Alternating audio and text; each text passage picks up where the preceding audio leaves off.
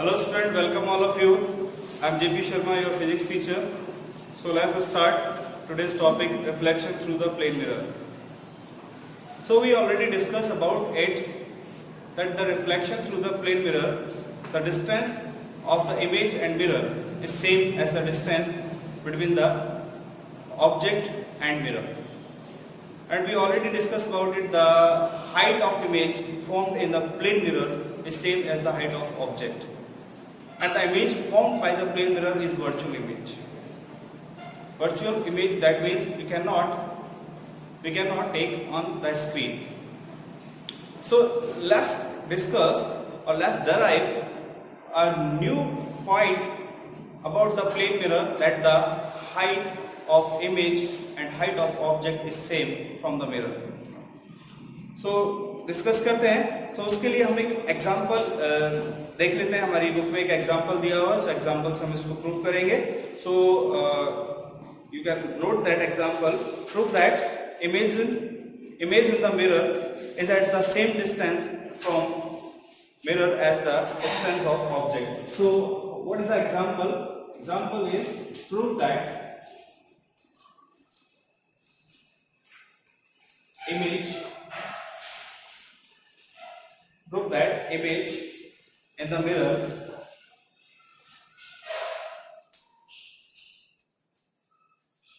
is same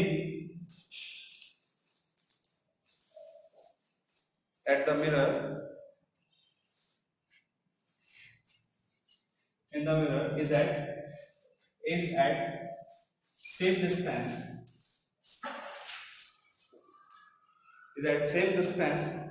from mirror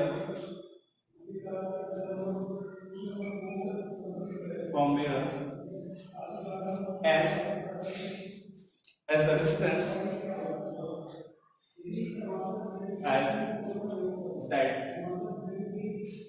as that of the distance of object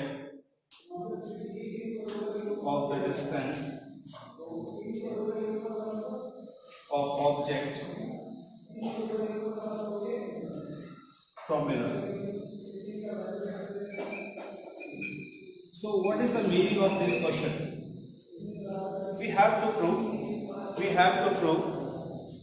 the distance between the mirror and object should be same the distance between the mirror and image. So first of all, we draw a diagram of reflection. Suppose this is a mirror and we consider an object in point form. So there is an object, this is a point, and we can say that this is P, and this is mirror. So we can write that this is the mirror and it is represented by M dash. This mirror is represented by M dash. So how can we reflection are there? Suppose one ray from the mirror strike, one ray from this object P strike to the mirror at this point. We know from the laws of reflection, this is the normal. एक normal हम draw करेंगे सबसे पहले, और हम ये जानते हैं कि जो इंसिडेंट रे है और यहाँ से जो रे रिफ्लेक्ट होगी, the angle should be same. The angle of I should be angle of R. हम इनको नाम बाद में देंगे, 1 2 3 करके हम इन एंगल्स को नाम देंगे. बहुत सारे एंगल बनने वाले हैं. तो ये जो रे है ये इस तरह से जाएगी. हमने बोला इस मिरर से एक और रे आती है. ये जो ऑब्जेक्ट है इससे हजारों रेज निकलती है, लेकिन हम सभी 1000 रेज को यहाँ पे ट्रेस नहीं करेंगे, बिकॉज अगर इतनी रेज हम ट्रेस करेंगे तो डायग्राम में हमें कुछ समझ में नहीं आएगा. तो हम 2 रेज ले लेते हैं. देखिए इमेज कैसे बनता है. अब इस पॉइंट का इमेज हमें मिरर में देखना है, तो इमेज कैसे बनता है. हम एटलीस्ट 2 रेज लेंगे जो उस पॉइंट से आ रही होंगी, और हम उस पॉइंट को नहीं देखेंगे. हम किसको देखेंगे? मिरर, क्योंकि इमेज कहाँ बनना है? मिरर. तो जब मिरर में देखते हैं नीचे की तरफ तो उसका इमेज दिखता है, ऊपर देखते हैं तो ऑब्जेक्ट दिखता है. तो उसके लिए हम 2 रेज लेंगे जो कि ऑब्जेक्ट से आके मिरर से रिफ्लेक्ट होकर हमारी आईज में आ रही होंगी, और हमारी आईज उन रेज को बैक ट्रैक करती है, और जहां 2 रेज आपस में एक दूसरे को इंटरसेक्ट करती है, कट करती है, वहां उसका इमेज स्वैप होगा. तो हम एक और रे ले लेते हैं जो कि इसी ऑब्जेक्ट से आ रही है। हमने एक और रे ले लिया जो यहाँ पे किसी दूसरे पॉइंट पे आके मिरर को स्ट्राइक करती है। तो यहाँ भी नॉर्मल हो जाएगी क्योंकि यहाँ से भी रिफ्लेक्शन होना है। ये एंगल थोड़ा ज्यादा है तो हमने ये एंगल को इस तरह से कर दिया। ये क्या हो गया है? रिफ्लेक्शन। तो दो रेज हमें लेनी पड़ेगी इमेज फॉर्म करने के लिए। अब इमेज कहाँ बनेगी? तो मान लो हम यहाँ अपनी आईज से देख रहे हैं तो इमेज हमें कहाँ दिखेगी? तो ये आईज, तो हमारी आईज में क्या कैपेसिटी है इनको बैक ट्रैक करने की। तो जो रेज हमारी आईज में आ रही है दोनों रेज, इनको बैक ट्रैक किया, ये दोनों क्या एक दूसरे को कहीं कट करती है? नहीं। अगर नहीं करती तो हमें इनको कट करवाना पड़ेगा। और ये हमने इसको आगे बढ़ाया ऐसा और उसको भी आगे बढ़ाया ऐसा। हमने क्या देखा? ये दोनों एक पॉइंट पे आके एक दूसरे को इंटरसेक्ट करके ये। तो जब हम यहां से अपनी आईज से मिरर को देखेंगे तो हमें ये जो पॉइंट है इसका इमेज कहां दिखेगा? यहाँ, जहां दोनों रेज एक दूसरे को कट करती हैं। प्रैक्टिकली भी ऐसा ही होता है ना। मान लो ये यहाँ मिरर है और हमने ये चौक को ऐसा रखा है, सामने देखते हैं तो चौक दिखता है क्योंकि चौक से रेज हमारी आईज में आती है। लेकिन हम अभी चौक को नहीं देख रहे, हम मिरर को देख रहे हैं। तो हमें क्या दिखता है? जस्ट इसके नीचे, जस्ट इस ऑब्जेक्ट के नीचे मिरर में हमें इसका इमेज दिखता है। तो हमें ये P, ये जो पॉइंट P है इसका इमेज कहाँ दिखता है? यहाँ, जस्ट इसके नीचे। हमें क्या प्रूव करना है? हमें ये प्रूव करना है कि मिरर से जो ऑब्जेक्ट का डिस्टेंस है और मिरर से जो इमेज का डिस्टेंस है ये सेम होता है। अभी आपको समझ में आया क्या प्रूव करना है? अब टोटली मैथमेटिक्स है। अभी ये जो रिफ्लेक्शन का जितना भी लॉ था वो पूरा हो गया। अब इसके बाद किसका रोल आएगा? मैथमेटिक्स का। कुछ ट्राइंगल्स बन जाएंगे और उन ट्राइंगल से सिमिलर ट्राइंगल करके हमें ये प्रूव करना है कि this side of the triangle is equal to this side. अब टोटली मैथमेटिक्स है। तो अभी हम इनको नाम दे देते हैं, ठीक है। इसको हमने ऐसे डॉट करके मिला दिया और इसका नाम हमने दे दिया P डैश। तो एक्चुअली हमें प्रूव क्या करना है कि PM is equal to P dash M। PM is equal to P dash M। Clear है ये क्वेश्चन से? ये प्रूफ क्या करना है? ये डायग्राम बन जाएगा। डायग्राम में कुछ नहीं, एक एक करके बनाएंगे। एक रेस से आई, यहां भी स्ट्राइक करवा सकते हैं, यहां भी कहीं भी करवा सकते हैं, आपकी मर्जी है। पर आपको क्या ध्यान रखना है? This angle should be equal to this angle. Angle of incidence angle of reflection के इक्वल होना चाहिए क्योंकि ये लॉ है रिफ्लेक्शन। अब हम इनको नाम दे देते हैं। तो हमने ये नॉर्मल हमने बनाया है, इस नॉर्मल को नाम दे दिया N और एक और नॉर्मल बनाया है, दूसरा इसको नाम दे दिया N डैश। और हमने ये जो रेज है इनको नाम दे दिया है इनको Q और Q डैश। और यहाँ पे हमने इनको नाम लिखा है O और O डैश। इस पॉइंट को क्या बोला है? O और इस पॉइंट को बोला है O डैश। और बस इतने नाम हमने देने हैं, ठीक है। अब एंगल्स की बात कर लेते हैं। तो एंगल्स में हमने स्टार्ट किया यहाँ से। इस एंगल को बोला नंबर 1, इसको बोला 2, इसको 3 और इसको 4। फिर इस साइड स्टार्ट कर देते हैं 5 से। तो ये हो गया 5, ये वाला एंगल 6, ये वाला 7 और ये वाला एंगल 8। इन एंगल्स को नाम दे रहे हैं। और फिर ये वाला एंगल हमने एक और बोल दिया है, ये एंगल को नाम दिया है 9 और इसी तरह से इसको एंगल को नाम दिया है 10। बस ये डायग्राम हमने बना लिया। अब एक एक करके प्रूव करते हैं। इसमें दो चीजें, एक तो मैथमेटिक्स ध्यान रखनी है आपको और एक ध्यान रखना है angle I equals to angle R. तो प्रूव करना स्टार्ट करते हैं। यहां से हमें दिख रहा है कि ये जो एंगल है 2 और 3 इक्वल होंगे। क्यों? According to law of reflection angle I equals to angle are.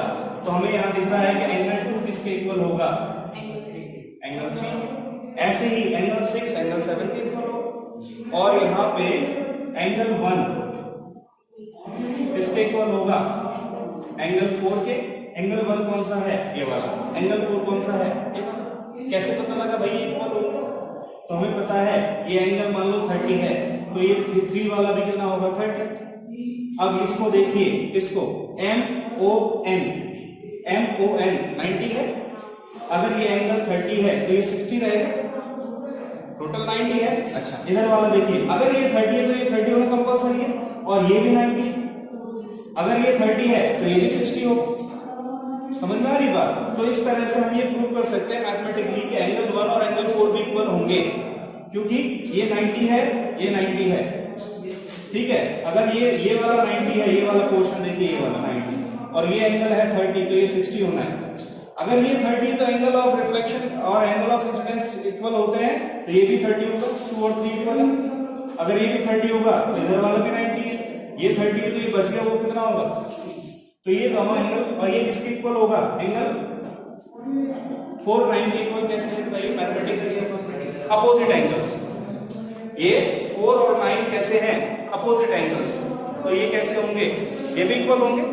इसी तरह से हम दूसरे वाले का भी ले लेते हैं, या चाहे तो हम ऐसा भी लिख सकते हैं कि 180 में से आप अगर एंगल 1 को माइनस करेंगे, या आप 180 में से एंगल 9 को माइनस कर दीजिए, बात एक ही। 180 कौन सा है, 180, ये 180 में से एंगल 1 और 9 इक्वल है, तो 180 में से आप एंगल 1 को माइनस कर दो, मतलब मान लो दोनों एंगल कितने हैं, 40-40 है, एंगल 1 एंगल 9 इक्वल है, 40-40 है, तो 180 में से 40 माइनस करोगे 140 बचेगा, यहां भी 140 बचेगा। या फिर इसको हम लिख सकते हैं कि एंगल PO कौन सा है, POO dash, angle POO dash, it should be equal to angle of P dash O dash. अब सिमिलर ट्रायंगल प्रूव करने पे आ गया हम, इसलिए हमने ये ले लिया। अब कौन सा एंगल ले रहे हैं, PO और O डैश, POO डैश, ये वाला कौन सा ले रहे हैं, 2, 3, 4 कंबाइंड। ये एंगल कौन सा है, 2 + 3 + 4, ये वाला POO डैश। तो ये वाला एंगल किसके इक्वल है, P dash O dash O, P dash O dash O के इक्वल, तो P डैश O डैश, ये वाला एंगल। तो ये पूरा एंगल 2, 3, 4 किसके इक्वल होगा, इसके। बेसिकली हम क्या करना चाह रहे हैं कि ये जो ट्रायंगल दिख रहा है आपको, ये वाला और ये जो ट्रायंगल है, ये डॉटेड लाइन से, इन दोनों को सिमिलर ट्रायंगल प्रूव करेंगे, ये वाले को, तो ये साइड सेम हो जाएगी, तो उससे हम प्रूव करेंगे कि PM = P डैश M। तो अभी हम 1, 2, 3, 4 इनसे कहां आ गए, angles, POO dash, POO dash कौन सा एंगल है, ये वाला अंदर वाला, ये किसके इक्वल है, P डैश O डैश, ये वाला एंगल के इक्वल, ठीक है, ये इक्वल है। क्यों, क्योंकि 180 में से -1 करो, टोटल 180 कितना है, टोटल 180 ये वाला, इसमें से 1 माइनस करो, तो ये किसका है, 2, 3, 4, 180 में से 1 माइनस करोगे तो क्या बचेगा, POO डैश। तो ये वाली लाइन से ये लाइन लिखी गई, और 180 में से 9 माइनस करो, तो ये पूरा 180 है, इसमें से 9 माइनस करो तो इतना एंगल तो बचेगा ही, तो ये लाइन इससे रिलेटेड है। अच्छा, अगर हम ये बात कर रहे हैं, इसी तरह से हम बोल सकते हैं similarly angle PO dash O that is equal to angle P dash O dash O, PO dash O, मतलब एंगल 5 की बात कर रहे हैं। ये अब देखिए, इस वाले ट्रायंगल में ये एंगल सेम कर दिए, ये एंगल इस वाले ट्रायंगल के एंगल के सेम है। अब दूसरे एंगल पे आ रहे हैं, अब हम बोल रहे हैं ये वाला एंगल भी इसके सेम होगा।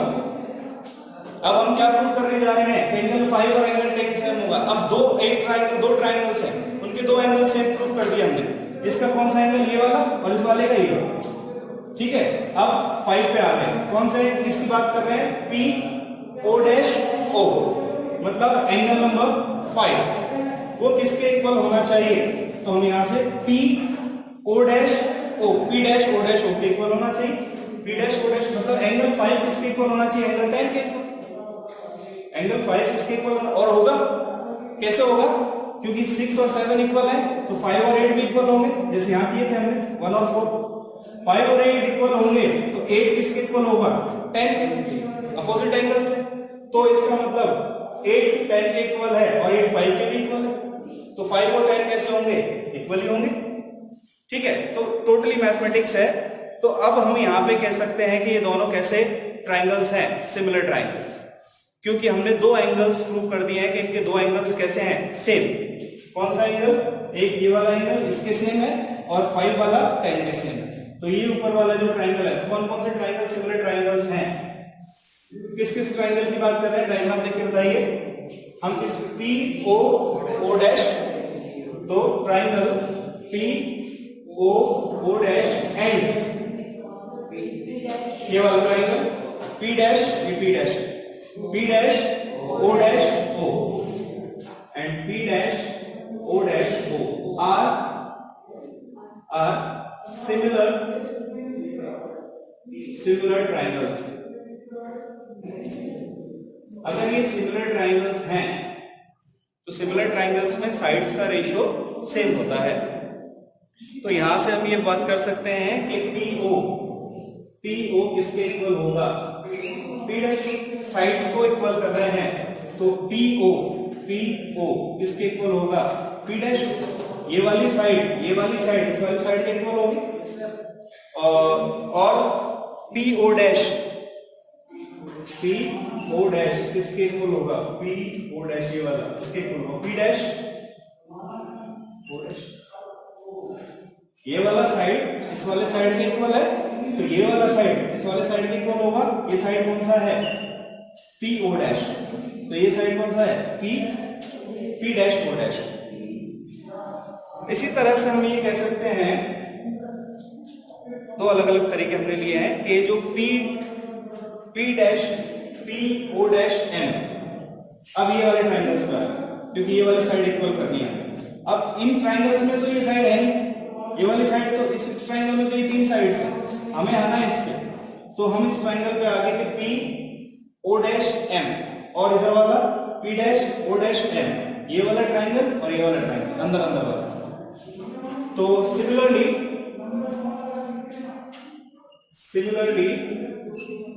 कौन से triangle? P O dash M and P dash O dash M are similar triangles.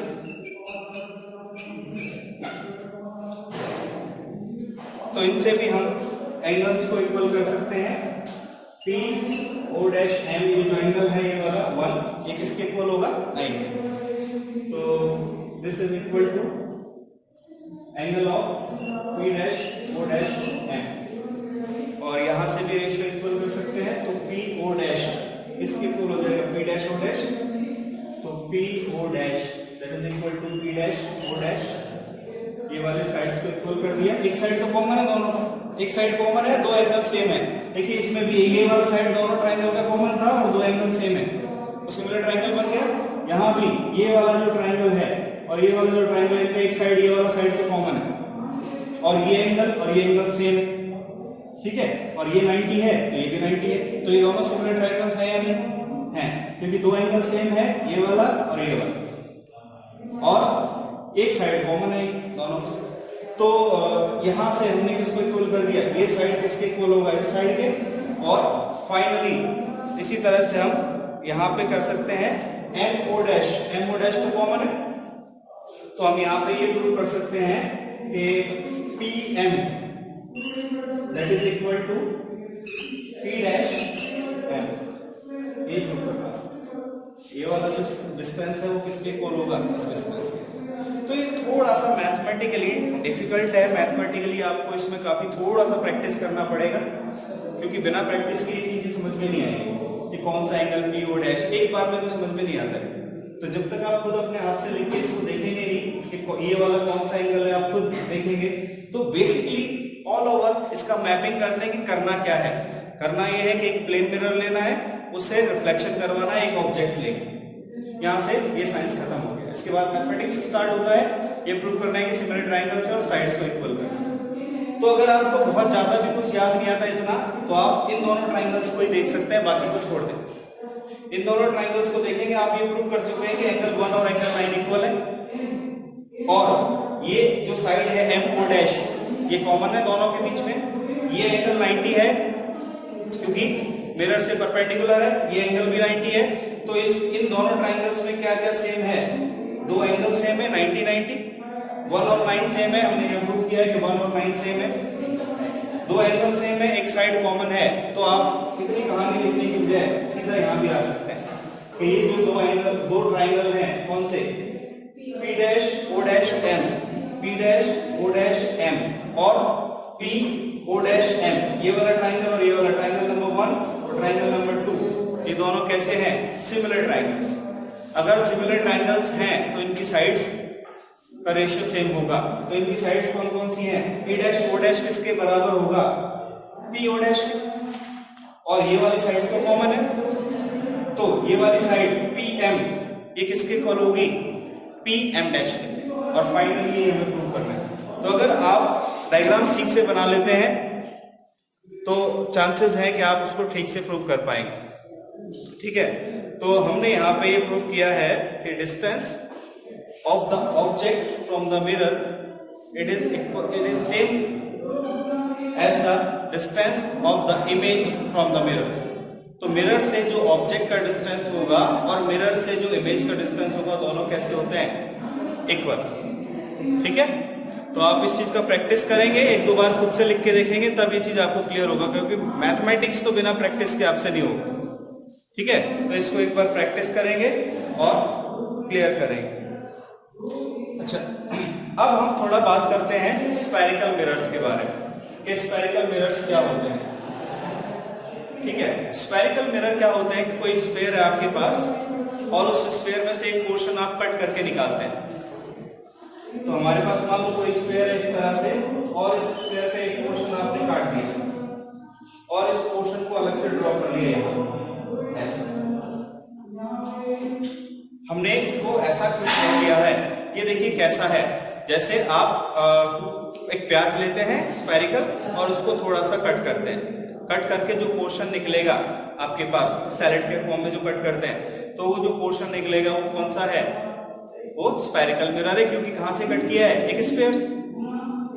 ठीक है, अब वो स्फेरिकल मिरर को अगर सामने से देखेंगे तो ऐसा गोल दिखेगा और साइड से देखेंगे तो सिर्फ ऐसा दिखेगा, ऐसा। तो हम यहाँ क्या बना रहे हैं, साइड व्यू। अगर सामने से देखेंगे तो कैसा दिखेगा, गोल। तो हमने उसको ऐसा रखा है ताकि इधर से जो रेज आए वो उससे रिफ्लेक्ट हो। क्लियर है, ऐसा नहीं होता शेप में, कैसा होता है, गोल ही होता है। जैसे कोई भी स्फेरिकल चीज है उसको आप काट के निकालोगे तो कैसा निकलेगा, गोल, छोटा पोर्शन गोल ही निकलेगा। लेकिन उसको हम क्या देख रहे हैं, साइड व्यू। साइड व्यू क्यों देख रहे हैं, क्योंकि भाई इधर से रेज बनाएंगे तो इस पे आएगी। अगर हमने इसको ऐसा रख दिया, ऐसा सामने की तरफ यूं, तो रेज इधर से बनानी पड़ेगी और इधर तो बोर्ड ही नहीं, हम कहां से रेज बनाएंगे। तो हम कैसा रखते हैं इसको, ऐसा रखने, ऐसे रेज डालने के बजाय हम कैसा रखते हैं, ऐसा रखते हैं, तो सिर्फ आपको ये पोर्शन दिखता है इधर, क्योंकि स्पेड से कट किया तो थोड़ा कर्व है, ऐसा ये वाला पोर्शन दिखता है और रेज किधर से आ रही है, सामने से रिफ्लेक्ट होके ऐसे जा रही है।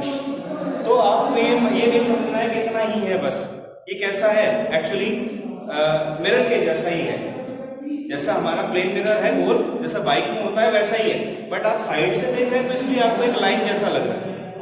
तो स्फेरिकल मिरर क्या होता है, जो किसी स्फेयर के एक पार्ट को कट करके बनाया गया होता है। स्फेरिकल मिरर में आपने ये पोर्शन यहां से कट कर लिया, अब आप इसमें अगर पेंट कर देते हैं इस साइड अगर आप इसको पेंट कर देते हैं तो जिधर आपने पेंट कर दिया है उस साइड से रिफ्लेक्शन नहीं हो सकता। तो रिफ्लेक्शन किधर से हो सकता है, सिर्फ इधर से, ऐसा।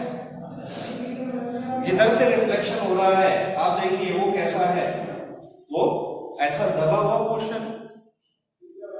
इस पोर्शन को या इस टाइप की जो मिरर है जिसमें एक तरफ इस तरफ पेंट होता है, इसको बोलते हैं हम कॉनकेव मिरर। इसी तरह से अगर हम एक पोर्शन कट करते हैं और इस पोर्शन में इस तरफ पेंट कर देते हैं, इस तरफ ऐसा पोर्शन आएगा, इस तरफ पेंट कर दिया। अब आपको जैसे आपने वाटरमेलन को या खरबूजे को या तरबूज को काटा तो एक पोर्शन तो उसमें से बाहर निकला हुआ होगा ना, और एक पोर्शन ऐसा होगा, ऐसा बिल्कुल गोल, और एक पोर्शन कैसा आएगा, इधर से ऐसा बाहर निकला होगा, क्योंकि स्फेयर में से कट किया है, प्लेन मिरर से कट किया नहीं। तो वो जो बाहर निकला हुआ पोर्शन है अगर उससे रिफ्लेक्शन हो रहा है ऐसे, तो हम इसका नाम देंगे कॉन्वेक्स। ठीक है, अब कॉन्वेक्स और कॉनकेव दो टाइप के स्फेरिकल मिरर होते हैं। अब इनसे रिलेटेड कुछ बेसिक टर्मिनोलॉजी है, बेसिक टर्म्स है, उनको हमें समझना पड़ेगा। उनका डेफिनेशन हम लोग लिखेंगे नेक्स्ट क्लास में। कुछ बेसिक टर्म है, जैसे फोकस क्या होता है, रेडियस ऑफ कर्वेचर क्या होता है, फोकल लेंथ क्या होता है, सेंटर ऑफ कर्वेचर क्या होता है, बेसिक चीजें हैं, इजीली अंडरस्टैंडेबल है। तो हम लोग नेक्स्ट क्लास में उनको डिस्कस करेंगे। So thank you very much.